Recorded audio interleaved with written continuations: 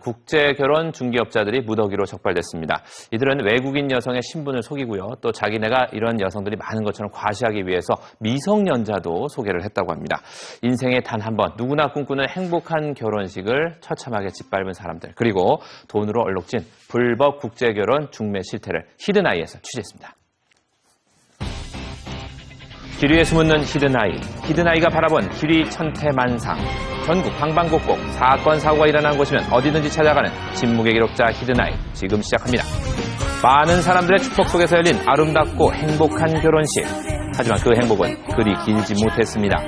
신혼의 단꿈이 연글기도 전에 산산조각 나고 말았는데요. 마치 백화점에서 물건을 고르듯이 고르게끔 합니다.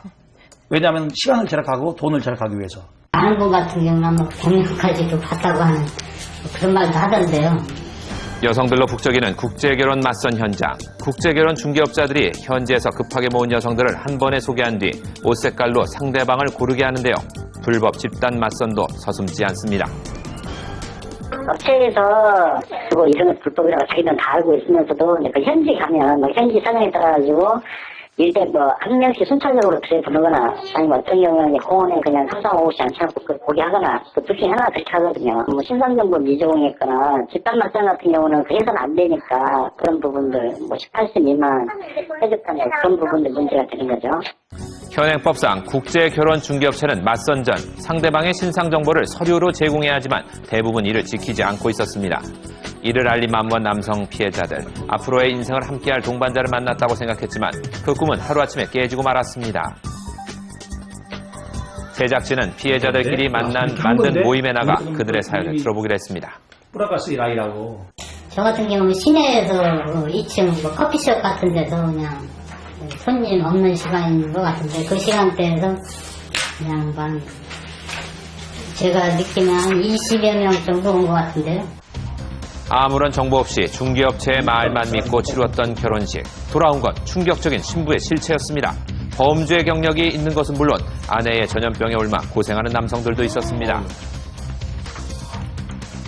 건강한 여성이라면은 정상으로 나오겠지만 건강하지 않은 여성은 그것을 가짜로 만들어버리죠.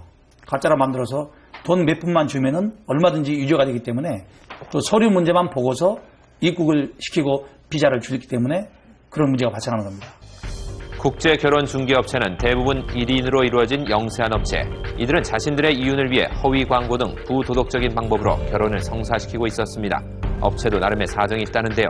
거기 100명, 200명 있는데 그게 공증하고 그거 하는 비용이 들어가거든요. 그걸 다 가져올 수가 없어요. 결혼이 아닌 다른 목적을 가진 여성임을 알고도 이익을 위해 오히려 서류를 변조하는 업체들. 아주 자랑스럽게 먹고 있죠. 이렇게 도망갈 줄이야 저 생각도 못했죠, 솔직히. 한 5일 정도 살고선 그렇게 갔는데 내가 얼마나 황당했겠어요. 그 업체에서는 그런 게 있대요. 와이프가 한국에 딱 들어온 날로 끝난대요. 그걸로 아무 저기가 우리 책임이 없다 한다는 말이 억울하면 법으로 해라.